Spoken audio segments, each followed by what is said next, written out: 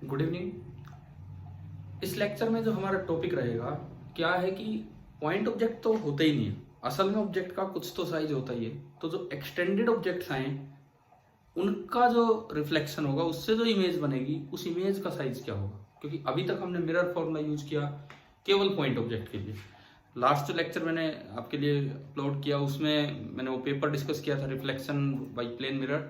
लेकिन अभी हम फिर से स्फेरिकल मिरर को कंटिन्यू करते हैं। तो आज का हमारा टॉपिक है रिफ्लेक्शन ऑफ एक्सटेंडेड ऑब्जेक्ट्स, ये वाला टॉपिक है। अब देखो, जैसे सपोज कीजिए कोई भी एक मिरर हो, कॉनकेव कॉन्वेक्स कैसा भी मिरर हो, ये प्रिंसिपल एक्सिस है। सपोज यहां कहीं ऑब्जेक्ट है और इसका हाइट है, इसकी हाइट है h1, और मान लो इमेज इधर बन जाए, उधर बनी तो वर्चुअल इमेज है, और उसकी हाइट है h2।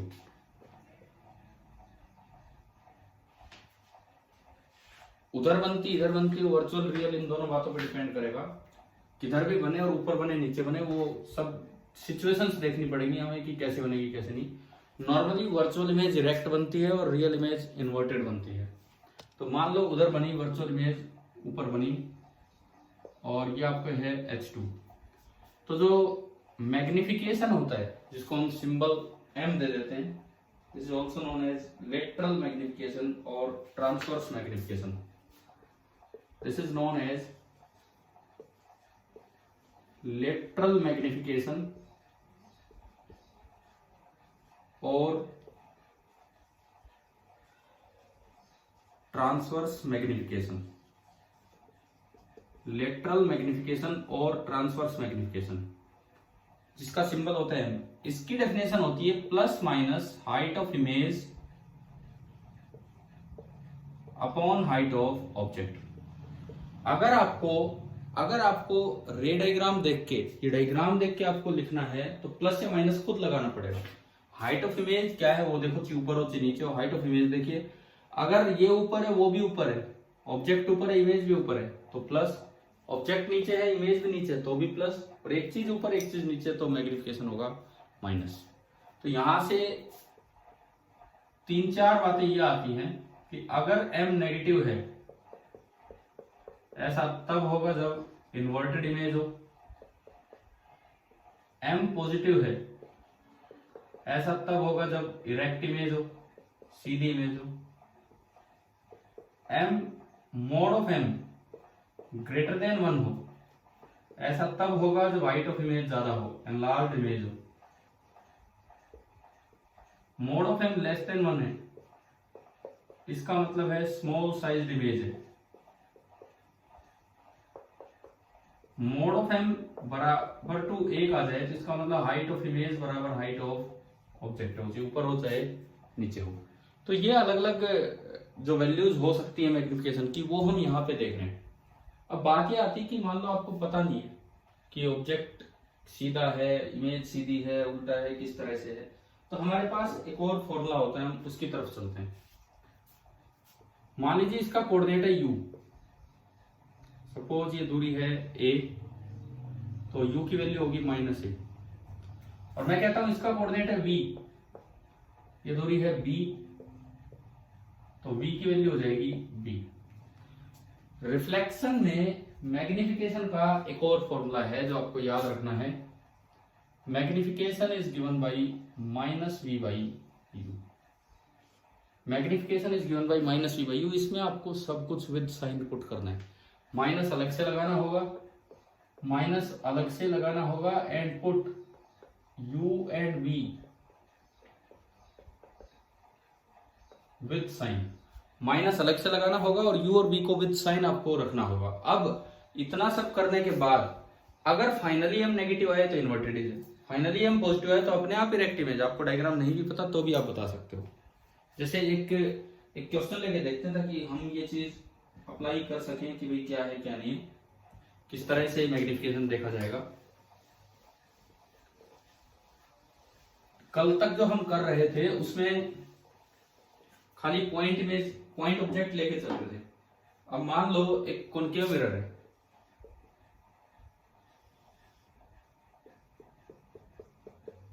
सवाल आपको ये दे दिया कि ये एक कॉनकेव मिरर है, ये एक्स एक्सिस आगे की तरफ इस तरह से, और एक ऑब्जेक्ट रखा है।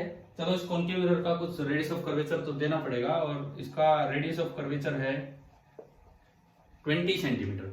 20 सेंटीमीटर रेडियस ऑफ कर्वेचर का मैंने एक मिरर ले लिया, और इसमें बोला गया है कि एक ऑब्जेक्ट रखा है at a distance of 15 centimetre from the pole, erect object है। एक ऑब्जेक्ट रखा है यहाँ पे ऐसे, perpendicular to the principal axis, और इसकी जो दूरी है पोल से वो दे रखी है 15 सेंटीमीटर। लेकिन ये हमें एक्सटेंडेड ऑब्जेक्ट दिया गया है। मान लो इसकी हाइट है 3 सेंटीमीटर, तो आपको ये बताना है find the position, nature and size of image form. Position, nature and size of image form, ये चीजें आपको बतानी है इस सवाल में। तो कैसे करें? सबसे पहली बात यू लिखो। सॉल्यूशन हम स्टार्ट करते हैं। 15 इधर है तो यू आपका हो गया -15 सेंटीमीटर। एफ लिखें, इधर है फोकस, रेडियस 20 तो फोकस 10 पे, तो एफ हो गया -10। मिरर फॉर्मूला लगा के, मिरर इक्वेशन लगा के पहला काम ये होगा कि आपको v निकाल लेना चाहिए कि v कितना आ रहा है। 1/v plus 1/u is equal to 1/f। u की जगह आपने रखा -15 और f की जगह आपने रख दिया -10। तो ये -15 उधर जाके प्लस का 15 हो गया, तो 1/v is equal to 1/15 minus 1/10। LCM आया 30, 2 - 3 -1/30, और यहां से जो v निकल के आया है वो आया -30 सेंटीमीटर। माइनस का मतलब इधर ही रह गई है, और अगर इधर इमेज बनती है तो वो रियल इमेज है, क्योंकि रिफ्लेक्शन में रेज आगे जा नहीं सकती, रेज असल में इधर आई है। तो इसका मतलब नेचर ऑफ इमेज ये हमारी समझ में आ गया कि ये एक रियल इमेज है। अब आप याद रखो, रियल ऑब्जेक्ट की रियल इमेज इन्वर्टेड होती है, रियल ऑब्जेक्ट की वर्चुअल इमेज इरेक्ट होती है, रियल इमेज इन्वर्टेड होती है। नहीं तो इस चीज को आप कंफर्म कर सकते हो मैग्निफिकेशन लाके। अब आप मैग्निफिकेशन का फॉर्मूले का यूज कीजिए जो मैंने अभी बताया, -v/u। मैग्निफिकेशन का जो फॉर्मूला है दैट इज -v/u। आपने इसमें यूज किया -v, v की जगह -30 अपॉन u की जगह है -15, तो ये मैग्निफिकेशन आ गया -2। अब माइनस का मतलब है कि इन्वर्टेड इमेज है। देखो पोजीशन आ चुकी है 30 सेंटीमीटर इधर। अब साइज, माइनस का मतलब इन्वर्टेड, और m2 आने का मतलब है double size, height of image double होगी। तो अगर ये 3 सेंटीमीटर का ऑब्जेक्ट था तो जो इमेज बनेगी वो 6 सेंटीमीटर की बनेगी, और कहां बनेगी?